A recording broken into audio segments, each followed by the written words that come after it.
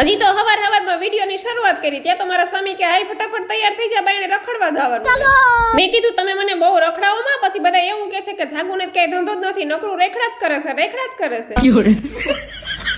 પછી તો મારા સ્વામી મને ક્યારે દીકા તું મોજ કરીને, હું તને કઈ કહું છું જેને જે કેવું હોય કે તું ચિંતા કરમાં, હું તારી હારે જ છું.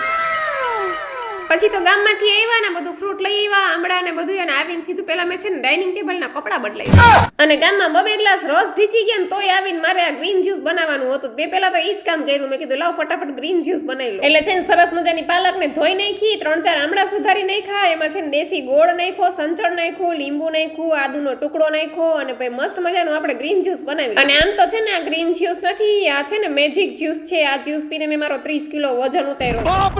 મારું ગટુ આવી ગયું સ્કૂલેથી, મને ખબર જ હોય ઈ છે ને ખાલી હાથે ન આવે, પપ્પા પાસે કઈક તો લેવડાવે, તો સિંગ ને દળિયાને લેવડાવ્યા, ઈ ન ખાધા અને સીધું ઉપેડું સફરજન. હવે સફરજન એ અડધું મૂકી દીધું. મને કે મમ્મી મારે કોફી પીવી છે, મારા માટે કોફી બનાવી દે. પાછી તો મને કે મમ્મી આપણે બે નાના બાવ છીએ ને, હું બોટલમાં કોફી પીવું ને તું મારા મગમાં જ્યુસ પી લે.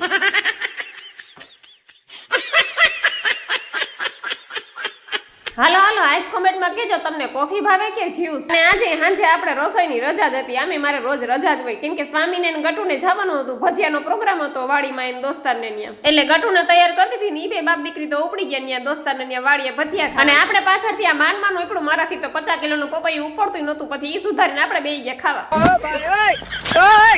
ત્યાં તો આ બે બાપ દીકરી ભજીયા ખાઈને આવી ગયા અને મારા માટે છે ને ટિફિન ભરી આવ્યા. એમાં એવું છે કે ગટુ છે ને રમતમાં કાંઈ ખાઈને પછી ઘરે આવીને ખાવાનું માંગે. હવે અહીંયા આપણે કઈ રસોઈ કરી ન હોય. પછી સ્વામી છે ને એના માટે થોડા પતરીના મેથીના થોડાક વધારે મારા માટે નાખી દે. એટલે મને કે તું ગરમ છે ને તો ખાવા બેહી. હાલો તો હું ગરમ ભજીયા ખાઈ લઉં ને એટલી વારમાં તમે ચેનલને સબસ્ક્રાઇબ ન કરી હોય ને તો સબસ્ક્રાઇબ કરી લેજો. મળશું નેક્સ્ટ વિડીયોમાં.